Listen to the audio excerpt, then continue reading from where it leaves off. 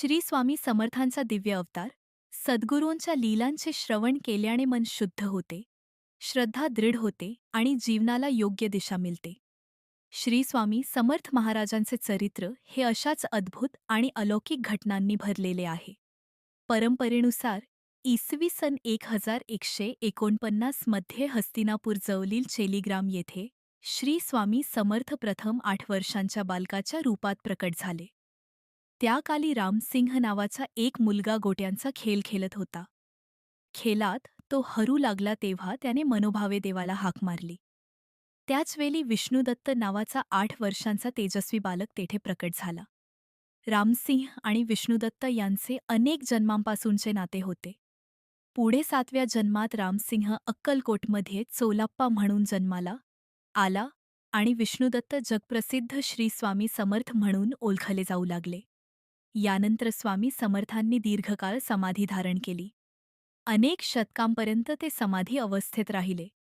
कालाच्या ओघात त्यांच्या सभोवताली मोठे वारुळ निर्माण झाले. ते वारुळ इतके विशाल झाले की जवळच्या वृक्षाशी एकरूप झाले. एके दिवशी एक लाकूड तोड्या त्या वृक्षाजवळ आला. मोठे झाड पाहून त्याने कुऱ्हाडीचा घाव घातला.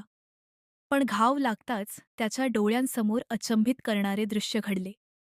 झाडातून रक्त वाहू लागले. घाबरून त्याने पुन्हा पाहिले. वारूळ तुटले होते आणि त्यातून एक तेजस्वी महापुरुष बाहेर आले. ते म्हणजे साक्षात सद्गुरू श्री स्वामी समर्थ. लाकूडतोड्या भीतीने त्यांच्या चरणी पडला आणि क्षमा मागू लागला. स्वामी समर्थ हसून म्हणाले, "घाबरू नकोस, माझी समाधी संपण्याची वेळ आली होती. तू फक्त निमित्त मात्र आहेस. आता सुखाने आपल्या कुटुंबाचं जीवन जग." त्या व्यक्तीला आशीर्वाद देऊन स्वामी समर्थांनी आपला प्रवास सुरू केला. कर्दलीवनाथून बाहेर पडून ते प्रथम कोलकाता येथे गेले. तेथे त्यांनी कालीमातेचे दर्शन घेतले. त्यानंतर त्यांनी तिबेटचा प्रवास केला. तेथे अनेक लोकांना योग्य मार्ग दाखवून त्यांच्यावर कृपा केली. नंतर त्यांनी वाराणसी, गंगोत्री, हरिद्वार, बद्रीनाथ आणि केदारनाथ यांसारख्या पवित्र तीर्थक्षेत्रांना भेट दिली. अनेक साधू, संत, योगी आणि भक्तांना त्यांनी अध्यात्माचे ज्ञान दिले. यानंतर ते महाराष्ट्रात आले. गोदावरी नदीच्या परिसरात भ्रमण करत त्यांनी देऊलगाव येथे आपल्या पादुकांची स्थापना केली. त्या ठिकाणचे आध्यात्मिक महत्त्व वाढले आणि अनेक भक्त तेथे दर्शनासाठी येऊ लागले.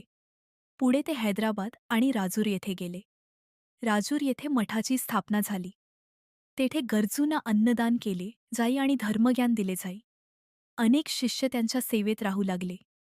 स्वामी समर्थ वयाने वृद्ध दिसत असले तरी त्यांचा स्वभाव निरागस बालकासारखा होता. कधी ते हसत, कधी रागावत, कधी अचानक निघून जात. त्यांच्या या चंचल स्वभावामुळे लोक त्यांना चंचल भारती असेही म्हणत. काही कालानंतर त्यांनी मठाची जबाबदारी आपल्या शिष्यांकडे सोपवली आणि पुढे कृष्णपुरीकडे प्रस्थान केले.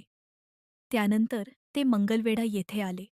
याच ठिकाणी त्यांनी असंख्य चमत्कार करून लोकांचे जीवन बदलून टाकले.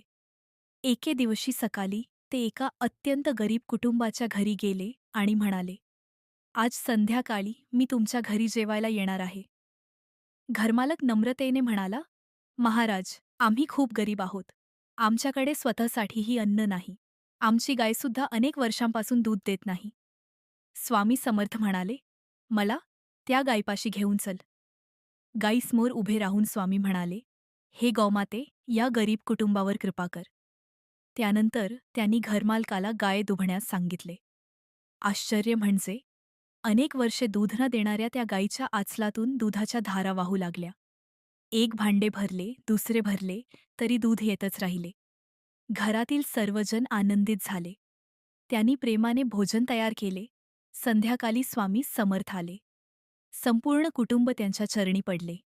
स्वामींनी त्यांना आशीर्वाद दिला आणि त्यांच्या घरी भोजन केले. अशा प्रकारे श्री स्वामी समर्थांनी अनेक दुःखी आणि गरीब लोकांच्या जीवनात सुख, समाधान आणि श्रद्धेचा प्रकाश निर्माण केला. श्री स्वामी समर्थ महाराज की जय.